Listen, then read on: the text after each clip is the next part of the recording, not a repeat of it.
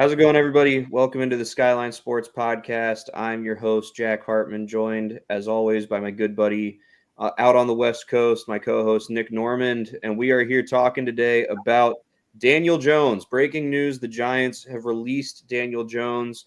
It was made clear earlier this week that he was not going to be playing the rest of this year as the starting quarterback because of the injury clause in his contract. The Giants had moved to Tommy DeVito, which is a story in and of itself that they bring in Drew Lock. They pay him $5 million for this year, and he's not the one that's now playing in games. But I think we can all just say that this truly is a tanking situation. But I did not expect Daniel Jones to get released. I figured they would hold on to him. Similar to what the Broncos did last year. They tried to do the same thing to Russ, but they still kept him on the roster because he was a starting quarterback in the NFL, and you don't necessarily want him just running over to whoever will pay him. So Nick, what are your first initial thoughts here with this news? So first initial thoughts, clearly when they had decided to bench Daniel Jones, this was, as you said, putting him on ice, not wanting him to get injured. They really didn't want to pay him it was $23 million in injury guarantees they would have had fully guaranteed if he had gotten injured after this year. And $23 million, it doesn't sound like a lot as far as dead money, but like that much money as far as injury guarantees, especially for a player of his caliber, is way too big of an investment to risk. Yep. As you said, very similar to Russell Wilson, wanting to just put him on ice. Don't want to try and have to deal with any more spending any money on him, especially when the team had decided, hey, we're just done with him. We're not going to be messing around with Daniel Jones as our starting quarterback anymore. But the bigger jump to me is that they're going to be starting Tommy DeVito. Oh, my goodness. Honest mistake. Tommy DeVito and jumping over Drew Lock as their second quarterback. So Tommy DeVito is going to be starting for our New York Giants, and then Drew Lock will be backing him up. Daniel Jones off the roster now. He's relatively healthy after tearing his ACL last year. I really don't know necessarily what the easy landing spot for him is, whether it's this year, somebody picking him up, or next year. What thoughts do you have about this, Jack? Yeah, I think there's kind of a pool of teams for each, whether it's, we're gonna go get this guy now.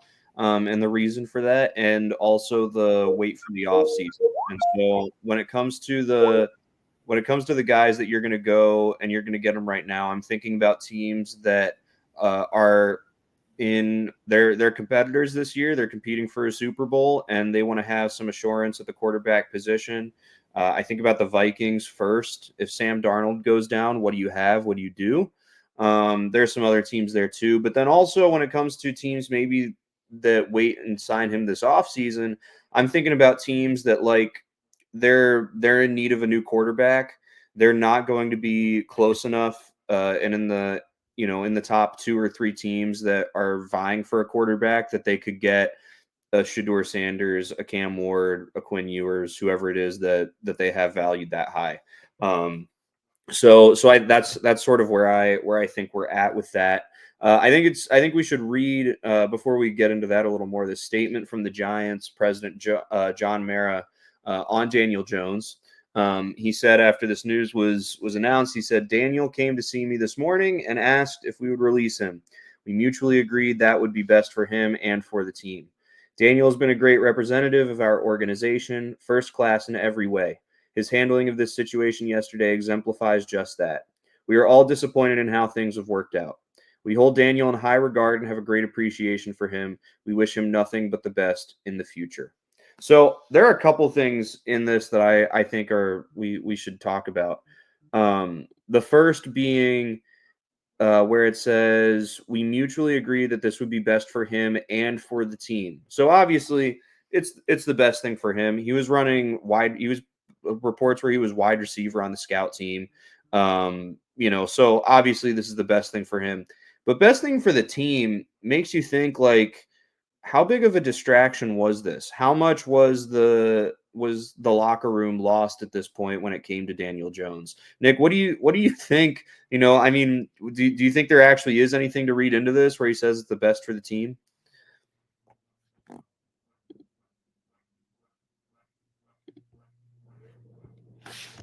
You muted yourself. It definitely seems to me that the Daniel Jones situation, that to me, the more disconcerting, dysfunctional thing is that I believe they had Drew Lock as second on the depth chart and Tommy DeVito third. But the decision to bench Daniel Jones and start Tommy DeVito over Drew Lock shows a level of dysfunction of like, they're not trying to win football games. They're not trying to stay consistent with like being a good football team. They're just trying to do things the way they want to do them. And to me, it seems clear that Tommy DeVito's the better story than Drew Lock, when Drew Lock clearly seems to me to be the better football player. And man, after I would consider Daniel Jones to be better than both these other dudes, probably. But to be clear, like I just feel like the Giants aren't trying to be serious this year, aren't trying to win this year. They're playing for the future. They're trying to get in the Cam Ward, Shedeur Sanders conversation. And they don't really need help to be that bad. They're just about that bad. So to me, it really just depends on what's going to happen as far as the draft order for them, as far as how they move forward. Daniel Jones, I think there's a variety of ways he could move forward as far as teams this year that maybe would be able to use him. But I think odds are he'll probably wait it out and then maybe be in like a Russell Wilson kind of situation next year, or like a Sam Darnold situation where like compete, kind of be in that weird like super low end starter, higher end backup. But to me, that's kind of where he'll be floating around, at least for the future, as far as the next year or so, till we see any more out of him. Yeah. Now, I think it's interesting you mentioned the low end starter, high end backup, because if you go look at his career resume right now, I don't think anyone in their right mind would look at this and say, no, he's a high end backup. I mean, he has experience, and I think that bodes well for him. But the best year that he had was in 2022. The Giants went 9-6-1. They made the playoffs. That was the year that the Vikings went like 10-0 in one-score games. And they went like 10-0 in one-score games. Played the Giants in the wild card, and the Giants beat them. And in that year, he threw 15 touchdowns to 5 interceptions. And so that's sort of the situation there. But I mean, if you look at the rest of his career, like, it's not good. I don't want to like dog him too much, but he's thrown 70 career touchdowns to 47 career interceptions. His career completion percentage is 64.1%. He is 24-44-1 as a starter. He had one good year. After like years of regression, he started 3-9, only played in only started 12 games his rookie year. Following year, started 14 games and went 5-9. Year after that, he regressed to only 4 wins, 4-7 in 11 games. Had that good year. Last year he was hurt. He went 1-5 in the games that he played, and this year he's 2-8. And I just look at this. I think what happened to him is similar to in college football, where you have a coach come in and they really don't do much. They don't have a winning season. They don't make it to a bowl game. They finally break through, make it to a bowl game. And it's like, oh, see, like I had the process. This is the first time that I had all my players recruited and everything like that. And they're like, yes, we're in. We're going to give you this big extension. And then they don't do anything after that. And that's sort of what I feel when I look at Daniel Jones' stats. So Nick, what do you think? What do you think is the silver lining in Daniel Jones as a quarterback that teams are going to be saying, kind of convincing themselves of, if they go and they pick him up? I would say that probably the ceiling, as far as the bright side of things, would be like a Sam Darnold kind of situation, where like Sam Darnold was on the Jets, who were terrible. Sam Darnold was on the Panthers, who were terrible. And then he backed up the Niners and then was on the Vikings, and he's been better on the Vikings. But like Sam Darnold, like clearly when he was in a bad situation was bad, but when he was in a better situation now is playing better. And so I think you could maybe take solace in the fact that like if you put Daniel Jones on this Vikings team, like, could he do the Sam Darnold thing? I think that's possible. I think he's displayed some mobility, some ability to throw the ball to a similar degree potentially to Darnold. And so I think maybe you take solace in the fact that, like, okay, is he damaged goods? Yes. But is he completely irredeemable? Probably not. Like Geno Smith, after he played on the Jets all those years ago, like he was a worse asset to have probably than Daniel Jones or Sam Darnold after his time on that New York team. And so I would say that probably like it's on the table that he'll have to do the backup thing or be in competition with another player for a year or two. And maybe he'll get another opportunity as a starter. Maybe. But I think that he's in that very gray area now of maybe he'll be able to figure out the situation years from now. But as of now, I don't see a path to Daniel Jones as being a starter anytime soon. Sure. I think, and we'll talk more coaching and quarterback carousel when we get to the end of the season. But let's talk a couple spots that he might land here. Let's start first with some places if he were to get picked up now before the end of the season, some team were to take him. Nick, what are your thoughts? What's one team to you? I know we've got each have a little list here. So what's one team to you? We'll just kind of go back and forth that you think is one that they would do it. Sure. So for me, I feel like the Vikings talking about Darnold before really pops to me, where these McVay tree coached teams where it's trying to be QB friendly. It's really being able to fit almost any QB into the situation and build around them. I think Darnold being that kind of fit for them that they could easily plug Daniel Jones in and be like, okay, he's able to like do some of the things that Darnold does, as I said. So I feel like doing the kind of Sam Darnold thing, if Darnold got injured since McCarthy's out, I feel like that's my immediate vision of like, hey, could they just bring him in even now before there's an injury just to back up Darnold? I could see that as being a possibility. But so that's the immediate first spot to me that really pops to mind. Yeah. I'm thinking, obviously, in this situation, we're thinking contenders that, you know, if they don't have good quarterback play, or if their quarterback gets hurt, you know, they're like, we need to take care of this.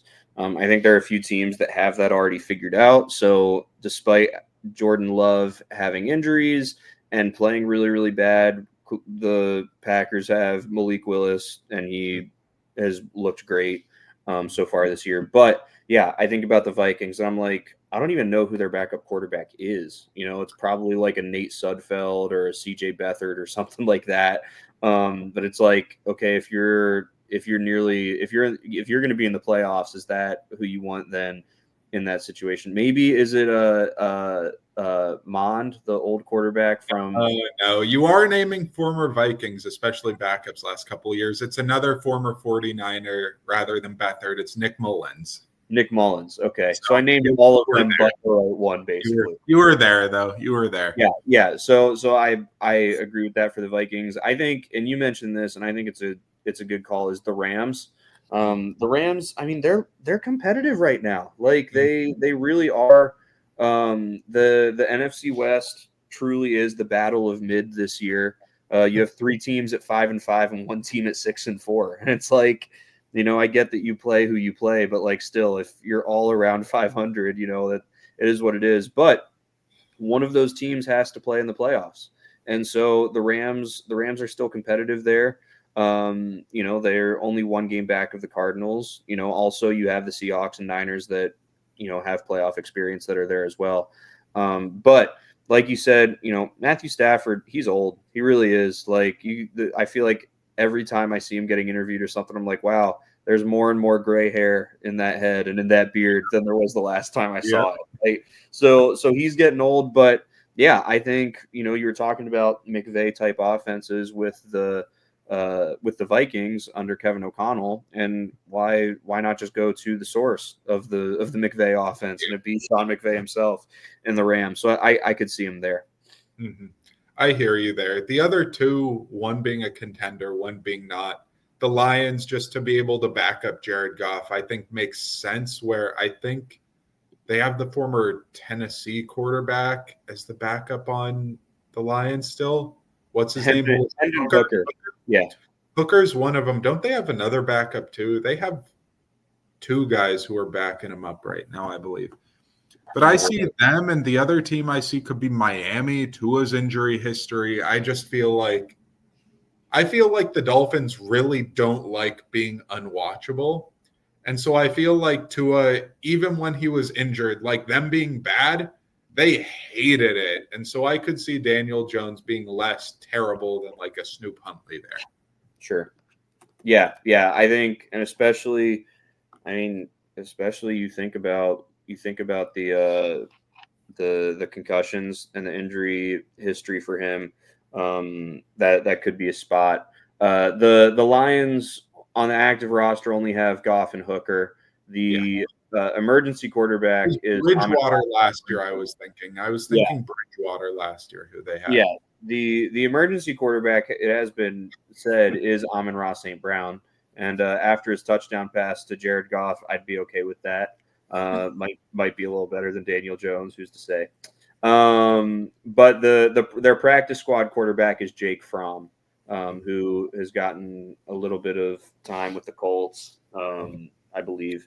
But definitely not. I'd rather have Daniel Jones than Jake Fromm. I will say that. Former Giant too, I believe. I believe Jake Fromm was a Giant as well, and maybe a Bill, if I remember. He was a Bill, then a Giant, then a Commander. So yeah, he has hit the spots. Yeah. Let's talk about some teams that, if Daniel Jones doesn't get picked up until the offseason, who are teams that are gonna take a flyer on him. I feel like the team that is going to do this, and this isn't me naming a specific team, but just in general, a team that is going to do this is a team that is in need of a new quarterback. They're not bad enough right now that they are in the top 5 sweepstakes.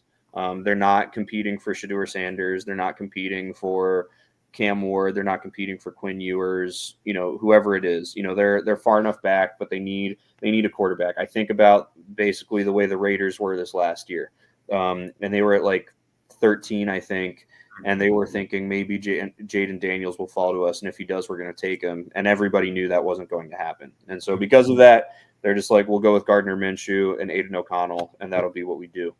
So a team sort of like that. The thing that's tough right now with that is you look at this team, or the teams that are there, and a lot of the teams that are sort of in that situation have stable quarterback situations. It's kind of a weird year looking at four-win teams, right? That's sort of, I feel like right now, if you're a 3-win team, you're trending down. If you're a 4-win team, there's still hope for you right now. It's early enough, just barely early enough.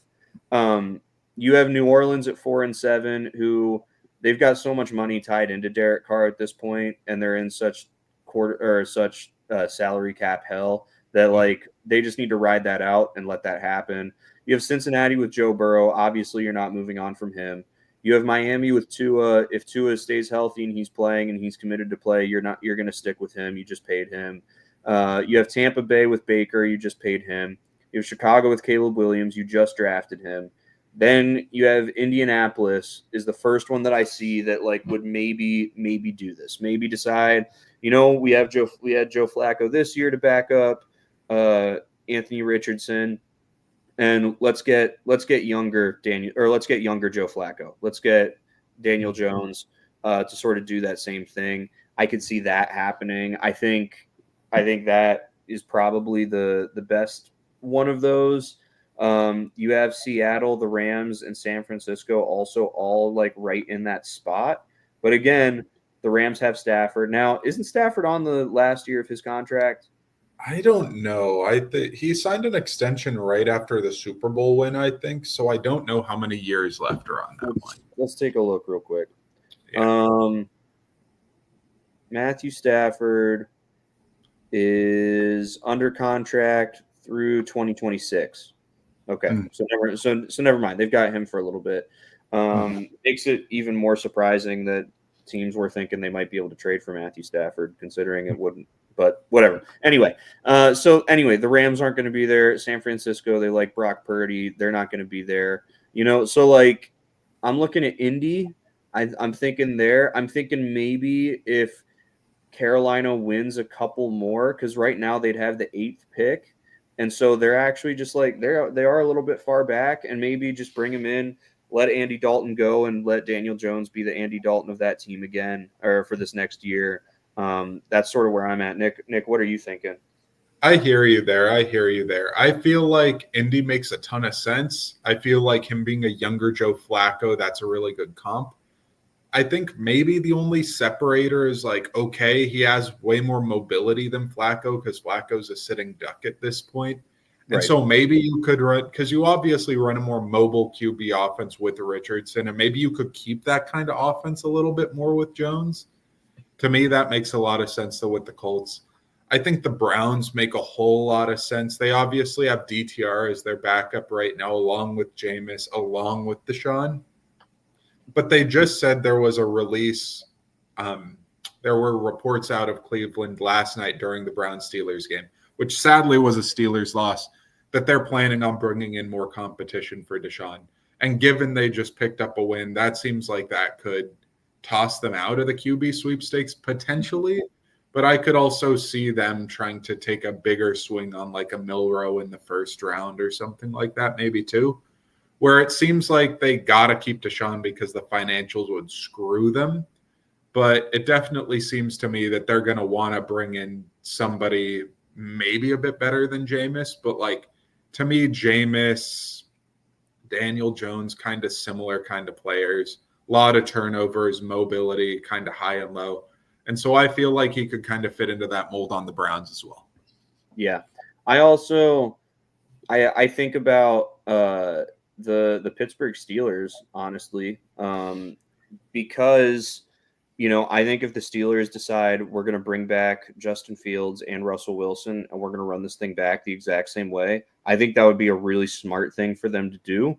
I don't know that they'll actually be able to do that, though. They might not. Like, Justin Fields might have shown enough flashes that a team is willing to give him, like the Raiders, for example, is like, hey, we'll give you 3 years and this contract or something like that. But the interesting thing when you look at all of the current playoff teams right now, and you think about towards the future, the Steelers have the worst quarterback situation in terms of looking at the future, right? You Detroit and Jared Goff, they're there. Kansas City with Patrick Mahomes, Buffalo with Josh Allen, Philadelphia with Jalen Hurts. Minnesota, you've got Sam Darnold right now, but J.J. McCarthy, you drafted him to slide into that role, so that's going to happen. Pittsburgh is where they are. Green Bay has Jordan Love and just paid him. The Chargers have Herbert, Baltimore Jackson, Houston Stroud, Washington Daniels, Arizona Kyler Murray. I actually think that that's kind of stabled out to a point that they're going to want to keep that going. Atlanta Broncos. The Broncos just drafted Bo Nix, though. Exactly. That's what I'm saying. No, that's what I'm saying, that they're stable too. Right. And the Falcons, they signed Kirk Cousins to this deal and they drafted Michael Penix Jr. So as it currently stands, if you look at all of the playoff teams, I listed all of them other than the Steelers. They're the only one that it's like, okay, what's our future at the quarterback position look like? Obviously there are other teams that have a worse quarterback position for the future. The Giants, obviously that's where they are right now, though they're setting up to draft a guy. So it's like, actually, no, like, the Steelers aren't going to be in a position to draft one of those quarterbacks, right? Because they're competing, and that's, you'd rather be competing than in a position to draft those quarterbacks. I remember, I think it was the 2020 season when at the time, the Washington Redskins ended the Steelers. No, that was the Washington football team. That was the football team? I thought that was the football team. No, that was the football team.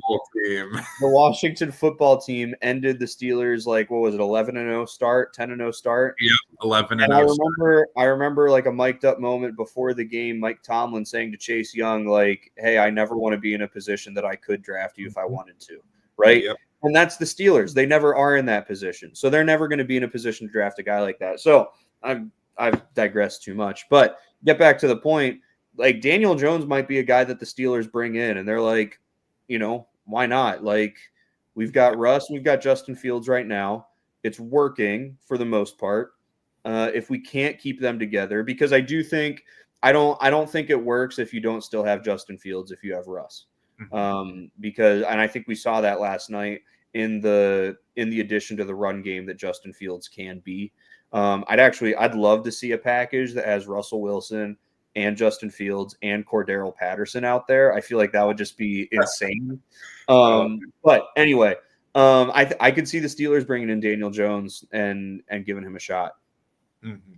I hear you there. I hear you. I feel like, to me, being a Steelers fan and watching them week over week, it's really clear to me they like Fields, but really Tomlin and the team rallies around having a leader, veteran guy who knows what he's doing kind of quarterback, where no shot at Fields and no shot at Daniel Jones, but really they like having that adult, that veteran. They liked having that Big Ben dude who could command a huddle, Russell Wilson dude who will command the huddle. Sure. And so I think that this team really, Cam Hayward, TJ Watt, Minka, like these leaders on the team, they really want to have that dude in charge, veteran leadership presence. And so I don't think they'd want to ride as the number one option with a Jones. I think that if they rode with Wilson again, would they have Daniel Jones as the backup to Wilson next year? That I could see potentially. But being like, okay, we're bringing in Daniel Jones as the number one option, that I just don't see as a possibility. Just like how I wouldn't see them being like, okay, only Fields next year. I don't see them as being like okay, Fields, Kyle Allen kind of team probably. Right. I think it's more likely that they ride out with Wilson and Fields than just Fields probably, actually. So. Yeah. Last thing that I think we should talk about and touch on before closing it out is I just want to talk about the Giants and just how dysfunctional they are. So we already talked about the Broncos did the same thing last year, but they held on to Russell Wilson. They didn't just drop him immediately to let someone else go and pick him up. So, I mean, there's that whole aspect of it. But if we're being honest, we go back to that draft where they took him, and they were competing with nobody to draft Daniel Jones. It was like, I mean, I think, they're far bigger busts than Daniel Jones, but I'm not sure that there are farther reaches than Daniel Jones that we can think back to in the draft. Because a lot of the times that we think about reaches, it's things that work out, right? You think about the Bills drafted Josh Allen, and it's like, okay, he had skills, but he was really raw. Like, I don't know, this may have been a reach. Here he is in the MVP conversation again this year. Like Patrick Mahomes. It's like, okay, the Chiefs are drafting him at 10. That's interesting. I mean, they have Alex Smith. Like, okay, he's Patrick Mahomes, and he might go down as the greatest quarterback of all time, depending on how many more Super Bowls he's able to win. But like you think about that, and you think about reaches. Like I can't think at quarterback in particular, I can't think of one that is more surprising and has paid off the worst than Daniel Jones. Nick, can you think of anything? Daniel Jones, the reaches are definitely he was definitely a big reach there. If I remember that draft, that was Kyler Murray number 1, Daniel Jones at 6, Dwayne Haskins at 10, 11, 12, 13 to Washington, I believe. And after that, let's see if I can bring it up here. Yeah. But that was a huge reach. I remember everybody being like, whoa, they're drafting this dude way too high, the 2019 draft. Dwayne Haskins was 15 to Washington. 15. And were there any quarterbacks even? Those were the only quarterbacks taken that round. Drew Lock was second round, but yeah, it was a really messy QB draft, if I remember. That was Kyler Murray and basically nobody in retrospect, but Will Greer was the 5th quarterback taken off the board at pick 100. Yeah. Like, put it into put it into perspective. Yeah. Yeah. That was just a tough situation. Clearly a reach by a Giants team that was trying to figure out its way. Because Eli Manning, if I remember, was still on this roster and still playing football for the Giants his rookie for Daniel Jones' rookie year. So that was a messy situation, I would say, as far as trying to straddle the like, well, Eli's still playing and not retired, but Daniel Jones is clearly better than him. But you don't even really want to draft Daniel Jones as far as like the prospect that high on the board. But like, you need a quarterback to be able to get off of Eli. But Yeah. there. I also just speaking more to the Giants' dysfunction. General Manager Joe Shane, there was a clip circulating after this last draft of him talking with his children in his office. I don't know if you saw it, but him basically saying, "So what do we do?" And he says to his son, "So who would you want to pick?" And the son says, "Well, Neighbors is a stud. Marvin Harrison Jr. is a stud. But like Jaden Daniels, that's who I would want." And Shane says back to him, "Well, Jaden Daniels isn't going to be there." And he goes, "Trade up. You only get this job once. Like, put it all out there on the table. Like, go do it." And he's like, And so there was that clip around the draft. And then there was a clip in the draft room pre-draft of him talking with Daniels. And he says to Jaden Daniels, "So on this play, like, what do you do here? What's the play to be called?" And Jaden Daniels smugly just goes, "Oh, you want me to throw a touchdown?" And Jaden Daniels clearly with like the air of confidence about him, like, man, Dable loved that Dable and Shine were in there in the room with him. And like clearly they were loving this aura and wanting to get off of Jones then. But just the clear dysfunction of knowing, hey, they were looking around for this QB. They were doing this while having Daniel Jones on the roster after giving him this big contract. And just how things aren't lining up where it's like, hey, are you looking for the quarterback? Are you trying to replace him? Are you trying to get weapons and build around him? And all of that concurrently with this dysfunction, along with Drew Lock and Tommy DeVito being over Drew Lock now in the order. It's just dysfunction all over the place. And I think Dable's a good coach and a good schemer with the Bills. He did a really good job scheming with Josh Allen. But it really just seems like there isn't good management top to bottom. That Malik Neighbors was a great pick because he's a great player and he wasn't going to bust. And he's just a stud player. But man, it seems like there's just dysfunction in terms of there not being a plan, there not being consistency, not being able to keep everything together with their players. And so the Giants, I think, as you've said, are just levels of inconsistency and dysfunction worse than many, many NFL teams. So Yeah.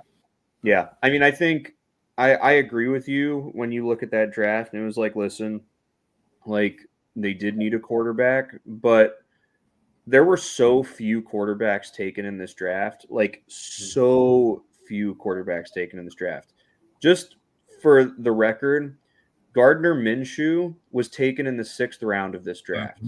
Yep. I think a lot of let's take a look at his career stats.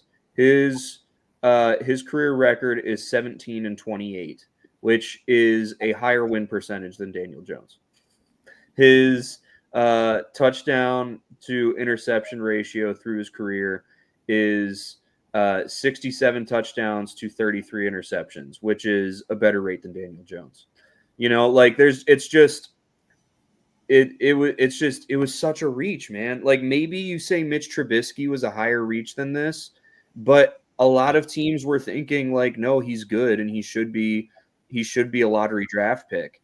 Like I really hope that Daniel Jones turns this thing around. I really hope it is a Sam Darnold thing or a Geno Smith thing for him.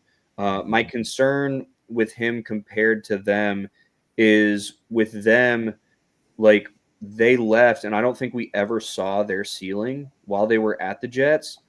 I fear that we've actually seen Daniel Jones. That's bad. You know, like I feel like that 2022 year, that's when we saw his ceiling of what he can be. I hope I'm wrong for his sake. I hope he gets a shot, you know, somehow to try and make something happen. But Yeah, and this is unlike Carson Wentz and Geno Smith, and Zach Wilson, where you look at it and you're like, no, the Jets ruined them. I Mhm. don't think I can say the same thing about the Giants ruining Daniel Jones because of what Brian Daboll was able to do with him in 2022. And Brian Daboll, at least as far as I'm concerned, is a really good coach in the NFL and really good with quarterbacks. If he gets fired after this year, it'll be an absolute travesty because of what the guys that he had and had to play, specifically Daniel Jones. But yeah, that's sort of my final take, my final spin on the whole thing. I hear you. I will give Daniel Jones more credit than you will. Even that 2022 year where things quote unquote lined up, it's like, okay, Saquon's a great running back and a stud, but his receivers, the bust that was the Kenny Galladay signing, Isaiah Hodgins, Richie James, Darius Slayton, those are your wide receivers. Darius Slayton's the best one there, and he's probably a wide receiver 3 on a decent team. Mm. So I think his weapons were awful. Like you're looking at tight ends, Daniel Bellinger, Lawrence Cager, Nick Vanette. Those are not good players either. Like Yeah. even his best year, like he's neighbors. I believe they traded away OBJ his rookie year. And so he never got to play with OBJ. But like he basically got half a year with Malik Neighbors. And besides that, no good wide receivers outside, no stud receivers outside of that or good ones. Like Saquon's good.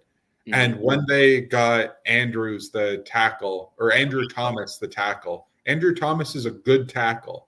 But like offensive line's been awful, running back's been good but great but injured, but receivers have been terrible. Like Daniel Jones put him on a great team, put him on Minnesota or the 49ers. I think that theoretically his ceiling could be higher. But like I think he's a bigger reach than Trubisky, but I think he's better than Trubisky, to be clear. I think Trubisky is awful. I don't Yeah. think Trubisky is a backup quarterback in the league.